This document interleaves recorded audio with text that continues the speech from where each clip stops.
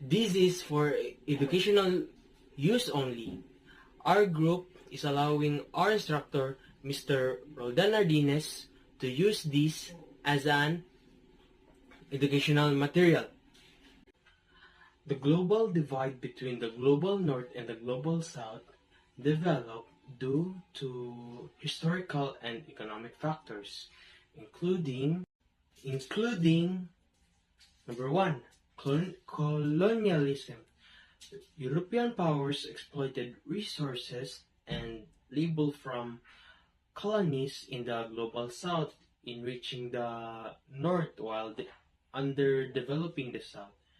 Number two, industrial revolution.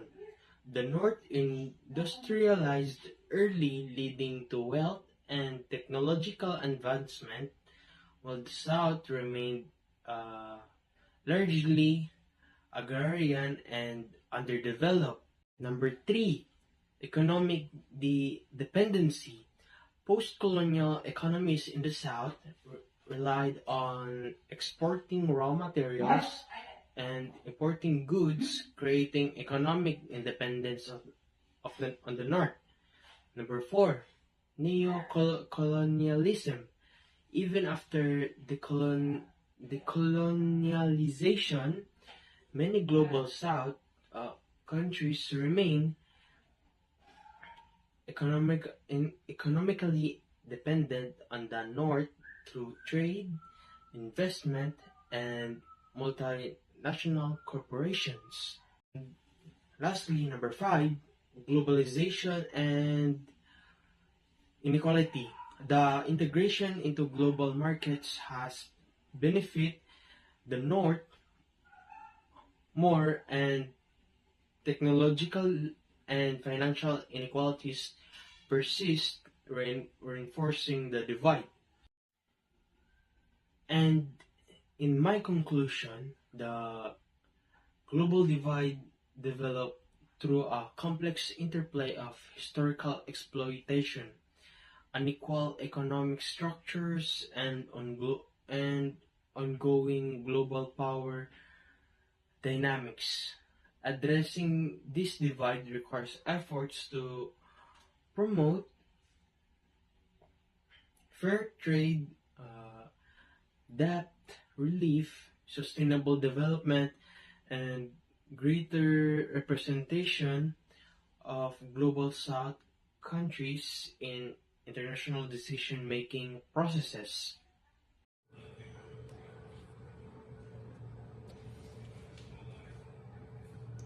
So why did the global divides the North and the South? The global divide between the North and South is closely connected to the dynamics of globalization. As colonialism and the Industrial Revolution established the foundations for inequality between the global North and South, globalization, accelerating in the late 20th and early 21st centuries, has both reinforced and complicated these divides. Globalization refers to the increasing interconnectedness of economies, cultures, and political systems across the world. While it has brought economic growth and technological advancements to many parts of the global South, the benefits of globalization have been unevenly distributed.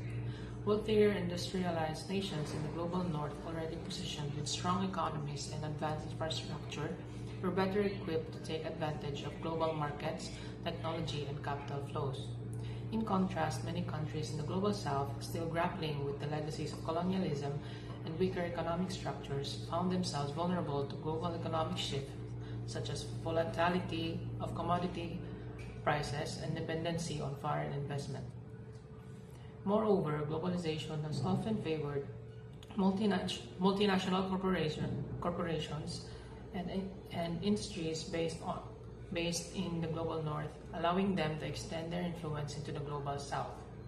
This has led to a continuation of unequal economic relationships where resources and labor from the South are utilized to benefit the economies of the North.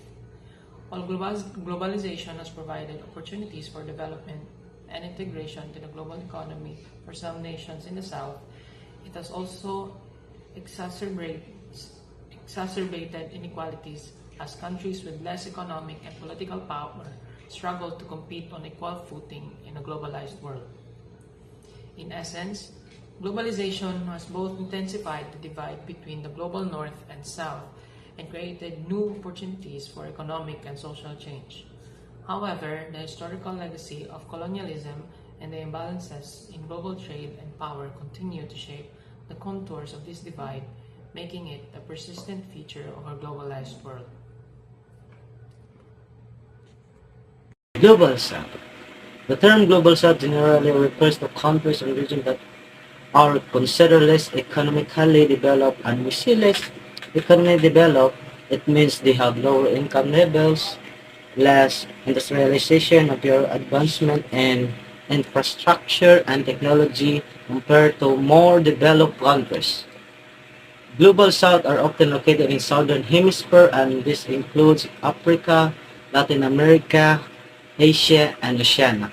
Let us know what is the difference between Third World and Global South. The terms Global South and Third World are often used interchangeably, but they have distinct connotation and historical context. The Third World. The term Third World emerged during the Cold War era to categorize countries not aligned with either the Western Bloc is First World, or the Eastern Bloc are Second World. The First World referred to capitalized, industrialized countries, while the Second World comprised socialized states. Initially, it is a neutral term, but it eventually became associated with economic underdevelopment, poverty, and political instability. Over time, it has been criticized for its pejorative connotations and oversimplification of complex socio-economic realities. While the Global South arose in the late 20th and early 21st centuries as a more nuanced and politically conscious alternative to Third World. It reflects a broader understanding of the geopolitical and socio-economic dynamics beyond Cold War divisions. Global South emphasized the historical and ongoing impact of colonization and imperialism, highlighting the shared experience of countries in Africa, Latin America, Asia, and Oceania. It focuses on socio-economic inequalities and the global power imbalance that continue to affect these regions. Today we're talking about the Global South. The Global South includes countries that are less economically developed. These countries are often found in Africa, Latin America, and parts of Asia and Oceania. These nations generally have lower incomes and face more challenges in the development compared to the wealthier nation of the global north, which includes countries like United States, Canada, and many in Europe. The term helps us understand global economic and social inequalities and highlights the differences in development between regions around the world. By recognizing these differences, we can work towards solutions that promote fairness and support development in the Global South. The Third World concept significantly influenced globalization by shaping how Latin American countries were integrated into the global economy and international relations. Economic dependency. By focusing on economic development through foreign aid and investments, the concept increased these countries' dependence on wealthier nations, making their economic vulnerable to global market fluctuations. Second, unequal power dynamic. The label reinforced a global hierarchy with the development countries dictating the rules of international trade and finance, often to the detriment of third world countries like those in Latin America. Third, Western development models. Latin American countries were pressured to adopt Western-style development models through institutions like the IMF and World Bank. These policies often led to economic instability and social inequality, despite deeper integration into the global economy. Fourth, cultural influence. The Third World concept also facilitated the spread of Western culture, sometimes eroding local traditions in favor of globalized Western norms. And fifth, resistance and change. Over time, the limitations of Third World framework led to resistance in Latin America and the development of alternative concepts like the Global South, which sought a fairer and more equitable approach to globalization. In summary, while the Third World concept helped integrated Latin America into the global economy, it often did so in ways that perpetuated deficiency and inequality, sparking movement for a more just global order.